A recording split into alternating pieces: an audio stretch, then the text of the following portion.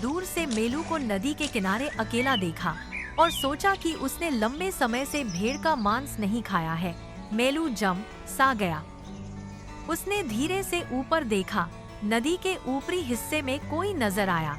वहाँ एक भेड़िया खड़ा था, मूर्ति की तरह एकदम स्थिर। उसकी आंखें मेलू पर टिकी हुई थीं। मेलू की रूह कांप गई।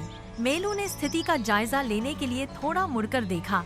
भैरव धीरे धीरे और करीब आया, मानो उसके पास दुनिया का सारा समय हो।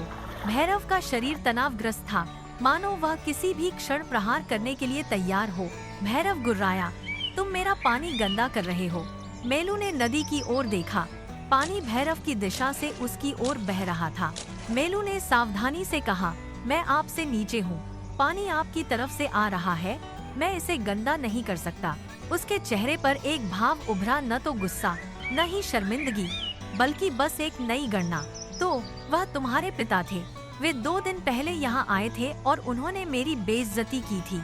लेकिन मेलू ने जोर से कहा कि उसके पिता 2 हफ्तों से बीमार थे और घर से बाहर नहीं निकले थे। भैरव बोला, तो तुम्हारी माँ होगी या चाचा, कोई न कोई तो होगा, इससे कोई फर्क नहीं पड़ता। हर बहाना पिछले वाले से भी कमजोर, हर कदम पिछले वाले से भी ज्यादा करीब। उस पल मेलू को स्पष्ट हो गया कि भैरव किसी तर्क में रुचि नहीं रखता। भेड़िया केवल समय काट रहा था।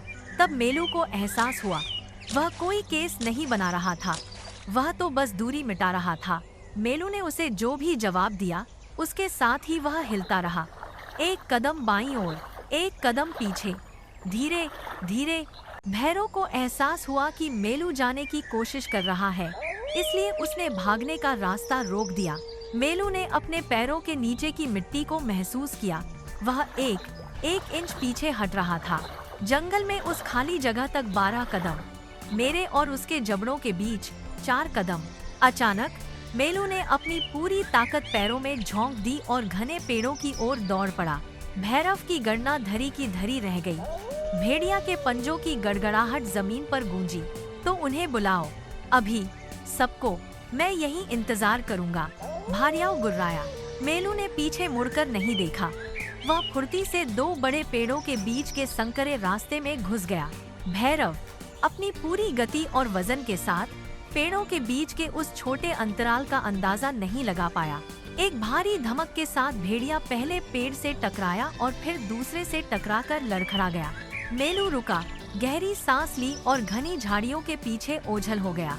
मेलू ने एक ऊंचे टीले पर रुककर पीछे देखा। नदी का किनारा अब धुंधला था और अचानक भैरव फिर उसके पीछे आ गया। भैरव ठीक उसके पीछे था और जमीन पर उसके पंजों की आवाज भी सुन सकता था।